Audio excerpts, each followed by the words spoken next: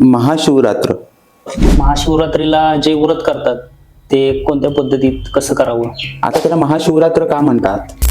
त्या दिवशी शिवलिंगाची उत्पत्ती ह्या विश्वामध्ये झाली. खिचडी थालीपीठ असेल खातात आणि छान उपवास करतात.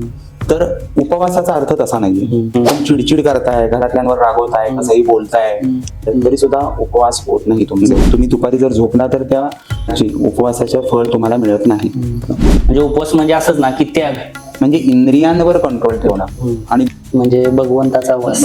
बरोबर. त्याग अन्न पाण्याचा तर एक प्रकारे त्याग करायचा आणि परमेश्वराचा नामजप करत करत बरोबर तो पूर्ण दिवस स्वच्छ आणि निर्मल अंतःकरणाने राहायचं. उपवास म्हणजे असाच आहे की अन्न पाण्याचा त्यागच जर करायचा. ज्याला शक्य नसेल तर त्यांनी फक्त फळ खाऊनच उपवास करावा असंच नाही. म्हशी गाईचं शुद्ध तूप वापरावं. म्हणजे पाणी सुद्धा सतत पिल्याने उपवास मोडतो. तिची एक विशिष्ट काही वेळ आहे का पूजा करण्याची? आणि महाशिवरात्रीला शिवतांडव पण बरेच जण म्हणतात, तर ते पण म्हटलं तर चालेल. त्याच्यामध्ये ना टेप लावून किंवा टीव्हीवर लावून पूजा करतात. खरं पूजा करून घे. आपल्या श्वासातनं ऊर्जा उत्पन्न होते. कोणत्या द्रव्याचा अभिषेक केला पाहिजे? दुधाच्या अभिषेकाने मधुमेहासारखे जे आजार असतात ना, त्या निवारणासाठी दुधाचा अभिषेक करावा. तर शत्रुपीडेचा नाश होतो आणि शत्रुपीडेचा नाश होऊन आपल्याला सुख शांती. देशी गाईच्या तुपाचा जर अभिषेक केला तर सर्व रोगापासून निवारणा होते. तर थंड पाण्याने केलेला जो अभिषेक आहे तो महादेवाला सर्वात प्रिय आहे. त्यामुळे महाशिवरात्रीला शिवलिंगाच्या पूजनेचं अनन्यसाधारण महत्व आहे.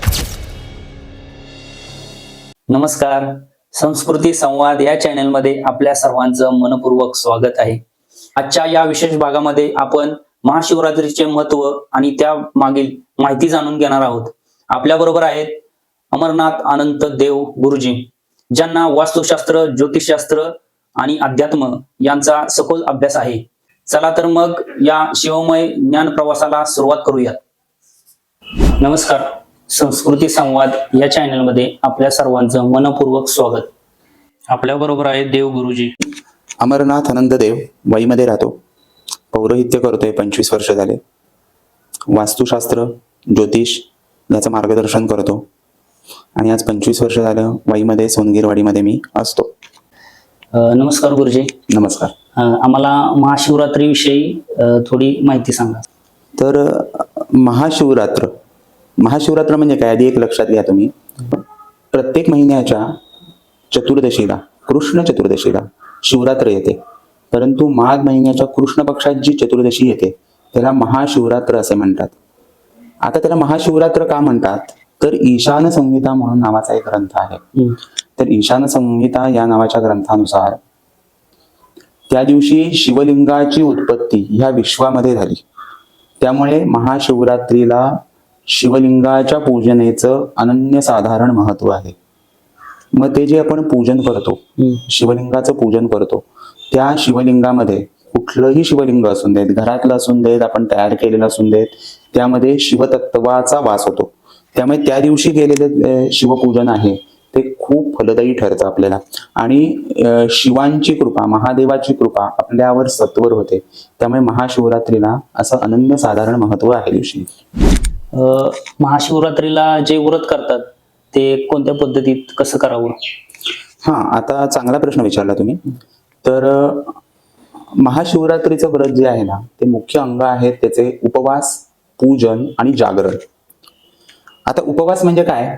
तर आता नेहमीच्या आपल्या वळणात काय आहे, तर आपण जे नेहमी जेवण खातो, भाकरी, पोळी, भाजी हे जे खातो ना, ते सोडून खिचडी, थालीपीठ असेल, अगदी आईस्क्रीम असतील, ज्यूस असतील, असे अगदी मस्त मस्त आहार खातात आणि छान उपवास करतात. तर उपवासाचा अर्थ तसा नाहीये. तर जेवढं तुम्हाला अन्नाचा त्याग करता येईल तेवढा त्याग करून तुम्ही उपवास केला पाहिजे.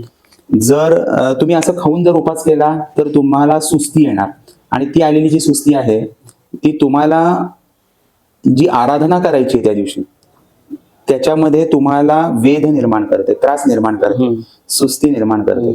त्यामुळे जेवढं तुम्हाला कडक उपवास करता येईल तेवढा करावा. ही पहिली उपवासाची संज्ञा झाली. परंतु फक्त एवढंच करायचं नाही, तर आपण बोलताना सुद्धा म्हणजे अपशब्द नाही आला पाहिजे, कोणाची निंदा केली नाही पाहिजे, कोणाच्या बाबतीत वाईट विचार नाही केला पाहिजे. ह्याला सुद्धा हे सुद्धा पाळलं पाहिजे. नाहीतर तुम्ही अगदी खूप कडक उपास केलाय पण चिडचिड करताय, घरातल्यांवर रागवताय, कसंही बोलताय, अपशब्द तोंडातनं काढताय, तरी सुद्धा उपवास होत नाही तुमचा. त्यानंतर आपले तन मन, मनावर सुद्धा कंट्रोल पाहिजेत, आपल्या इंद्रियांवर सुद्धा कंट्रोल ठेवला पाहिजे. ह्या प्रकारे जर तुम्ही त्या दिवशी जर उपवास केला तर तो उपवास होतो. म्हणजे काय आहे की आपल्या सगळ्या ज्या इच्छा आहेत, ज्या शरीराला लागणाऱ्या ज्या इच्छा असतात त्या कंट्रोल करणं म्हणजे उपवास. नाहीतर असं होतं की बाबा सगळं चालू आहे, फक्त खाण्यात बदल म्हणजे उपवास नाही होत. त्याचबरोबर काही ठिकाणी असं सांगितलं आहे ना की सतत पाणी पिणं, सतत तुम्हाला विचार सुद्धा येणं की बाबा मला हा पदार्थ खावासा वाटतोय, तरी सुद्धा तुमचा उपवास मोडतो. दुपारी झोपणं, दुपारी झोपल्याने कोणतंही व्रत असून देत, तुम्ही कुठलाही उपवास करत असून देत, तुम्ही दुपारी जर झोपला तर त्या फळाची, उपवासाच्या फळ तुम्हाला मिळत नाही. त्यामुळे ह्या सगळ्या गोष्टी पाळून जर तुम्ही उपवास केला तर ते उपवासाचं पूर्ण फळ मिळतं. दुसरी गोष्ट काय आहे तर पूजा. तर विविध प्रकारच्या पूजा सांगितलेल्या आहेत. तर जशी यथाशक्ती आपल्याला पूजा जमेल महादेवाची, त्या प्रकारे तुम्ही पूजा केल्याने तुम्हाला ते पूजेचं फळ मिळतं. आता जागरण, तर महाशिवरात्रीला रात्रीचं महत्व आहे जास्ती. तर रात्री जागरण करण्याला महाशिवरात्रीला खूप महत्व आहे. त्यामुळे महाशिवरात्रीला जागरणाला पण महत्व आहे. तर ही मुख्य 3 अंग आहेत. ही 3 अंग व्यवस्थितरित्या जर आपण केली तर त्या महाशिवरात्रीचं आपल्याला उपवास केल्याचं आणि पूजन केल्याचं फळ मिळतं. म्हणजे उपवास म्हणजे असंच ना की त्याग. बरोबर ना, त्यागच. तुम्हाला ज्या भावनिक गोष्टी, मनात ज्या उत्पन्न होणाऱ्या गोष्टी आहेत, म्हणजे इंद्रियांवर कंट्रोल ठेवणं आणि जिभेवर कंट्रोल ठेवणं. मग जिभेवर कंट्रोल म्हणजे खाण्याच्या बाबतीत पण आलं आणि बोलण्याच्या बाबतीत पण आलं. आणि इंद्रियांवर कंट्रोल, जी आपली पंचेंद्रिय आहेत त्याच्यावर कंट्रोल, म्हणजे वाईट बघू नये, वाईट विचार करू नये, या सगळ्या गोष्टी त्याच्यात आल्या. सगळ्या इंद्रियांवर तुमचा कंट्रोल राहिला पाहिजे. तोच उपवास असतो. प्रत्येक उपवास असाच केला पाहिजे, म्हणजे भगवंताचा वास. बरोबर. अजून एक बरं तुम्ही ते एक विषय काढला, उपवास म्हणजे तोच झाला की तुम्ही भगवंताच्या उपासनेत राहावं कायम, आणि ती उपासना करता यावी म्हणून आपल्याला जेवढं शक्य आहे तेवढा उपवास करावा. उप म्हणजे परमेश्वर आणि वास म्हणजे त्याच्या जवळ राहणं, परमेश्वराच्या जवळ राहणं, त्याची भक्ती करत राहणं, या प्रकारे उपवास करावा. म्हणजे पूर्ण दिवस आपण त्याग, अन्न पाण्याचा तर एक प्रकारे त्याग करायचा आणि परमेश्वराचा नामजप करत करत बरोबर तो पूर्ण दिवस स्वच्छ आणि निर्मल अंतःकरणाने राहायचं. आता काय असतं की उपवास म्हणजे असाच आहे की अन्न पाण्याचा त्यागच करायचा असतो. पण हल्लीची प्रकृती म्हणजे जे अगदी त्याचे जीवन बदललेलं आहे त्यानुसार ना प्रत्येकाला अन्न त्याग करणं शक्य होणार नाही. मग आपल्या शास्त्रात सुद्धा ना फराळ म्हणतो आपण बघा, ते अपभ्रंश झालेलं आहे. फल आहार म्हणजे फळं खाऊन तुम्ही राहू शकता. मग विविध प्रकारची फळं दिली ती खाऊन, ती फळं खाऊन सुद्धा तुम्ही उपवास करू शकता. म्हणजे जरा शारीरिक नाही बाबा त्याला कडक करता येणार नाही उपवास, त्यांनी अशी फळं खाऊन तो जर उपवास केला तरी सुद्धा त्याला त्याचं फळ प्राप्त होतं. म्हणजे उपवास जो म्हणतो की जर ज्याला शक्य नसेल तर त्यांनी फक्त फळं खाऊनच उपवास करावा असंच ना? हा, फळं खाऊनच करावा उपवास. बाकीचं तेच आहे ना. म्हणजे आपण खिचडी म्हणजे जड झाली. हल्ली बहुतेक ठिकाणी ना खिचडी खाल्ली जाते. तर खिचडी म्हणजे जड झाली सगळ्यात. बटाटा असतो त्याच्यात, खिचडी करतो आपण, तर ते सगळं जड झालं. आणि ते जडत्व जर तुमच्यात निर्माण झालं ना तर तुम्ही परमेश्वराची आराधना करू शकणार नाही. बरोबर आहे ना? मग सुस्ती येणार आपल्याला. आणि मग जे आपल्याला अपेक्षित आहे शिवकृपा आपल्यावर व्हावी ते आपल्याला होणार नाही ना प्राप्त. ह्या प्रकारे जेवढं तुम्हाला कडक करता येईल त्याप्रमाणे तुम्ही केला तर तुम्हाला त्याची फलप्राप्ती उत्तम मिळते. फराळ तयार करताना खिचडीमध्ये सोयाबीन तेल वापरलं जातं, ते योग्य आहे का? नाहीच ना. खरं तर तूप वापरावं. शुद्ध जेवढा आहार आहे ना, देशी गाईचं शुद्ध तूप वापरावं. खरं तर ते पण खायचं म्हणजे मी तेलाचा तर प्रश्न दूर राहिला. फळं खाऊनच करावं असं सांगितलं. दूध घ्या तुम्ही गाईचं, देशी गाईचं दूध घ्या, फळं खा. ज्याला शक्य नाही त्यांनी अशा प्रकारे करा. पण बाकी तेल म्हणजे शेवटी खाल्लं म्हणजे उपवास होणारच नाही ना. मग अगदी तुपाचा वापर करायला सांगितलंय, तूप चालू शकतं. पण ते जेवढं तुम्ही जाल ना पुढे तेवढे आपल्याला भरपूर पर्याय सुचतात. बरोबर. मग ते पर्याय जाऊ नये आपण. काय आहे की तर एकतर कडक उपास करायचा, नाहीतर फक्त फळं खाऊन उपवास करायचा, फराळ म्हणतात त्याला तो. या प्रकारे केला की त्याची तुम्हाला फलप्राप्ती मिळेल. बाकी तेल खावं, तूप खावं, बाकी ते पुढंच गेलं सगळं. म्हणजे पाणी सुद्धा सतत पिल्याने उपवास मोडतो. मी एवढं सांगितलेलं आहे, ज्यांना म्हणजे शक्य आहे ना, ज्याची ताकद आहे ना, त्यांनी पाणी सुद्धा घेऊ नये, पाणी सुद्धा ग्रहण करू नये. तर उपवास तर करतोच आपण. तर त्याच्यामध्ये ज्यावेळी आपण महाशिवरात्रीच्या दिवशी पूजन करतो, तर त्या पूजन करण्याची पद्धत कशी असावी किंवा विशिष्ट काही वेळ आहे का पूजा करण्याची? हा पण एक चांगला प्रश्न आहे. तर महाशिवरात्रीला पूजा कशी करावी? तर पूजा करावी म्हणजे काय, तर आपण चांगली रांगोळी काढून आपल्या घरामध्ये शिवपिंड असेल किंवा तुम्ही मंदिरात जाऊन करणार असाल, ज्या ठिकाणी जाऊन करणार असाल तिथली जागा ती सुशोभित करून घ्यावी, चांगली रांगोळी काढावी, फळं फुलांनी सजवून घ्यावं, तिथं सुशोभित करावी जागा, आणि षोडशोपचार पूजा महादेवाची करावी. मग त्याच्यात रुद्राभिषेक येईल, शिवमहिम्न स्तोत्र असं त्याचा अभिषेक येईल. या प्रकारे महादेवाला अभिषेक करावा. अभिषेक झाल्यानंतर आरती करावी. आरती झाल्यानंतर नामस्मरण करावं महादेवाचं, मंत्रपुष्प अर्पण करावी, प्रार्थना करावी. ह्या प्रकारे पूजा सांगितलेली आहे. मग विविध प्रकारची स्तोत्र आहेत त्याच्यात म्हणायला. चांगल्या अनुभवी तुम्ही गुरुजींना बोलून जर केलं तर रुद्राने अभिषेक करता येतो, शिवमहिम्न स्तोत्राने अभिषेक करता येतो. विविध स्तोत्र गुरुजींना माहिती असतात, त्याप्रमाणे ते अभिषेक करतात. त्याप्रमाणे तो अभिषेक करावा. ते षोडशोपचार पूजा सुद्धा सांगतात, त्याप्रमाणे षोडशोपचार पूजा करून शिवपूजन केलेलं सर्वात श्रेष्ठ असतं. त्यानंतर पूजन झाल्यानंतर आपण शिवपुराणाचं वाचन करू शकता, नामस्मरण करू शकता. या प्रकारे तुम्ही पूजन करू शकता. ज्याला हे शक्य नाहीये, रुद्राय नमः ह्या मंत्राचा जप केला तरी सुद्धा ते आपल्याला फळ मिळतं. पूजेमध्ये बिल्वपत्र अर्पण करणं हे सुद्धा महत्वाचं. मग रुद्राय नमः या नावाने 108 बिल्वपत्र अर्पण करणं, 1000 बिल्वपत्र अर्पण करणं हे सुद्धा आपल्याला फलदायी ठरतं. सहस्र नामावली, अष्टोत्तर शतनामावली शिवाची मिळते, उपलब्ध होते. तर गुरुजींना तुम्ही बोलवलं तर ते सांगू शकतात. त्याप्रमाणे स्वच्छ बेलाची पानं, म्हणजे किडलेली नाहीयेत, त्रिदळच आहेत, हे 3 पानं असलेलीच पाहिजेत आपल्याला. त्यातलं कसं होतं की काढून ठेवतो आपण, 2 पानच राहतात, तर तशी नाही पाहिजे. असे चांगल्या भावनेने ती महादेवाला अर्पण करणं. ह्या प्रकारे शिवाचं पूजन करावं. तुम्ही वेळेचं विचारलं प्रश्नामध्ये, तर वेळ नक्कीच आहे. तर निशीथ काळचं जे शिवपूजन आहे ना, त्याला फार महत्व आहे. आता निशीथ काळ म्हणजे काय, तर 15 तारखेला जी शिवरात्र आहे त्या दिवशी उत्तर रात्री 12:28 पासून 1:18 हा निशीथ काळ आहे. तर ह्या निशीथ काळी केलेल्या पूजनाचं महत्व फार आहे. मग त्या दिवशी अभिषेक पूजन, त्या दिवशी म्हणजे त्यावेळेस अभिषेक पूजन, रुद्रसूक्त जसं मी मागाशी पूजा सांगितली त्याप्रमाणे केलं तर त्याचं फळ अजून अधिक मिळतं. त्याचप्रमाणे असं सुद्धा सांगितलेलं आहे की 15 तारखेला सूर्यास्तानंतर 16 तारखेला सूर्योदय होईपर्यंत एकूण 4 प्रहर असतात, साधारण 3-3 तासाचे प्रहर असतात. ह्या 4 प्रहरामध्ये त्याला याम पूजा म्हणतात. तर त्या याम पूजेचं सुद्धा महत्व आहे. मग त्यावेळेस सुद्धा प्रत्येक प्रहरामध्ये महादेवाची षोडशोपचार पूजा करायची. उमा महेश्वर महारुद्र म्हणून त्याची षोडशोपचार पूजा करायची. बिल्वपत्र अर्पण, अभिषेक, मगाशीच सांगितल्याप्रमाणे रुद्र, शिवमहिम्न इत्यादी स्तोत्रांनी अभिषेक करणं, त्यानंतर आरती करणं, ह्या प्रकारे प्रत्येक प्रहरामध्ये करावे. आणि जो राहिलेला काळ आहे प्रहराचा, त्यावेळेस शिवाचा नामस्मरण करा, पुराण वाचा. ह्याप्रमाणे जर तुम्ही पूजन केलं तर त्याचं फार महत्व आहे. तर ते प्रत्येक 3-3 तासांनी, साधारणतः 3-3 तासाचा एक प्रहर असतो.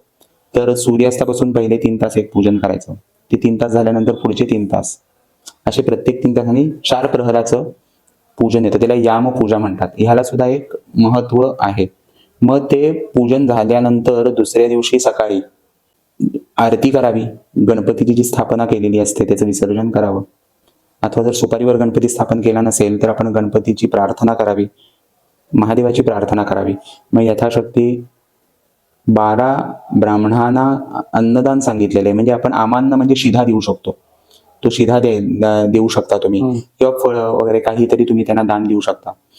जे पूजनाला येतील, त्या दिवशी अभिषेक वगैरे करायला येतील, त्यांना तुम्ही यथाशक्ती दक्षिणा देऊ शकता. या प्रकारे तुम्ही कर्म करू शकता.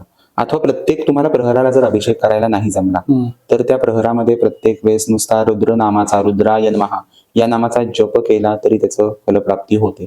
एकंदरीत काय, तर त्या त्या दिवशी केलेल्या शिवपूजनाचं, शिवलिंगाच्या पूजनेचं महत्व भरपूर आहे. म्हणून जेवढं तुम्हाला प्रदोष काळापासून पूजन करता येईल, शिवभक्ती करता येईल, तेवढी तुम्ही करू शकता.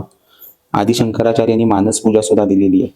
ती मानस पूजा सुद्धा अनेक ठिकाणी म्हणली जाते, त्या प्रकारे म्हणावी. आरती म्हणणं ही सुद्धा एक प्रकारची सेवाच आहे. आपण लवथवती विक्राळा ब्रह्मांडी माळाची आरती म्हणतो, ती सुद्धा एक शिवाची आराधनाच आहे.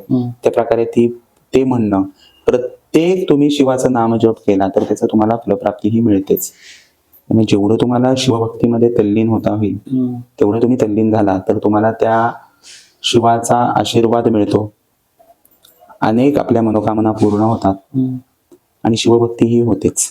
आणि त्याच्यामध्ये जर विचारायचं म्हणलं तर नामजपाचं, तर ओम नमः शिवाय हा नामजप करणं योग्य आहे का? आता भरपूर ठिकाणी ओम नमः शिवाय करतात, परंतु जसं माझ्यापर्यंत आलेलं आहे, माझ्या गुरुनी सांगितलेलं आहे, तर ओम नमः शिवाय हा गुरुमंत्र आहे.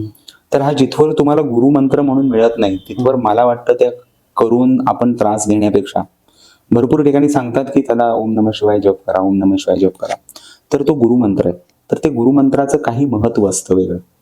रुद्राय नमः या मंत्राचा जप करणं हे सगळ्यात चांगलं असेल असं मी सांगतो. कारण जशी माझी गुरु परंपरा आली आहे त्याच्याप्रमाणे मी तुम्हाला सांगतो आहे. माझ्या गुरुनी रुद्राय नमः हा सोपा सांगितलेला आहे जप करायला, तोच मी सांगणार. आणि ओम नमः शिवाय हा गुरुमंत्र आहे. तर तो गुरुमंत्र गुरुनी जिथवर तुम्हाला देत नाही, तिथवर आम्हाला असाच जप करायचा अधिकार नाहीये. त्यामुळे शक्यतो रुद्राय नमः या मंत्राचा जप करावा. आणि महाशिवरात्रीला शिवतांडव पण बरेच जण म्हणतात, तर ते पण म्हटलं तर चालेल का? आता काय असतं माहितीये का, शिवतांडव स्तोत्र म्हणायला काहीच हरकत नाही, परंतु भावना काय आहे ना त्याच्यामध्ये, शेवटी ते तांडव आहे, बरोबर आहे ना. मग जी भावना आहे त्याप्रमाणे मला वाटतं असं की ते शिवतांडव स्तोत्रापेक्षा शिवपंचाक्षर स्तोत्र आहे, शिवषडाक्षर स्तोत्र आहे, शिवमानस पूजा आहे, अशी स्तोत्र म्हणून आपण शिवाची आराधना करावी. आणि शिवामृत पण, ते पण शिवलीलामृत आहे, शिवलीलामृत तुम्ही वाचू शकता. शिवस्तुती आहे, अनेक मराठी सोपी स्तोत्र पण आहेत, त्याचं तुम्ही जप करू शकता असं हे मी सांगेन. अर्थात ज्यांना शिवतांडव स्तोत्र म्हणायचं आहे, आता इथं तीच मी सांगतो की बाबा गुरूंची परंपरा किंवा आशीर्वाद, या आम्हाला जे गुरुंनी सांगितले ते मी सांगत नाही कोणाला बाबा शिवतांडव स्तोत्र म्हणा तुम्ही. पण ज्यांना म्हणायचंय त्यांना जर त्याचं आवडत असेल तेच म्हणणं, शेवटी तो शिव उपासना करतोय तर ही त्याची इच्छा असते. कुठल्याही प्रकारे ती शिवापर्यंत तुम्ही उपासना पोहोचवली पाहिजे. शिवकवच आहे, शिवकवचाचं भरपूर चांगलं फळ दिलेलं आहे सगळ्या रोगापासून मुक्त होण्यासाठी, शत्रुपीडा नाशासाठी. शिवकवच हे फार उत्तम आहे. पण आता शेवटी ते संस्कृत मध्ये, त्यामुळे त्याचा उच्चार हा व्यवस्थित झाला पाहिजे. त्यामुळे तुम्ही जाणकारा करून ते म्हणून घेतलं आणि तुम्ही ऐकलं तरी सुद्धा तुम्हाला त्याचं फळ हे चांगलं मिळतं. दुसरं एक असं एक मला सांगायचं ह्या पूजेमध्ये, अनेक जण ना गणपती असून देत, शिवरात्र असून देत ना, त्याच्यामध्ये ना टेप लावून किंवा टीव्हीवर लावून पूजा करतात. तर तसं काय माहितीये का, तसं खरं पूजा करू नये. कारण शेवटी ते हवेत वेव्स कुठे येणार, आपल्या श्वासातनं ऊर्जा उत्पन्न होते. आता आपण जे बोलतोय ह्याच्यातनं ऊर्जा उत्पन्न होते, तेवढं तुम्ही स्पीकरवर लावून, टीव्हीवर लावून, मोबाईलवर लावून तेवढी ऊर्जा निर्माण होत नाही. तुम्ही प्रत्यक्षात एकतर म्हणलं पाहिजे, नाहीतर त्यापैकी त्यातल्या जाणकार व्यक्तीला म्हणून ती पूजा त्याच्याकडनं करवून घेतली पाहिजे. मग त्याच्या श्वासातनं जे वेव्स निर्माण होतात, लहरी निर्माण होतात, त्या लहरीने तुम्हाला त्या पूजेचं फळ मिळतं आणि ते जे पॉझिटिव्ह शक्ती आहे ती तिथे तुमच्या निर्माण होते.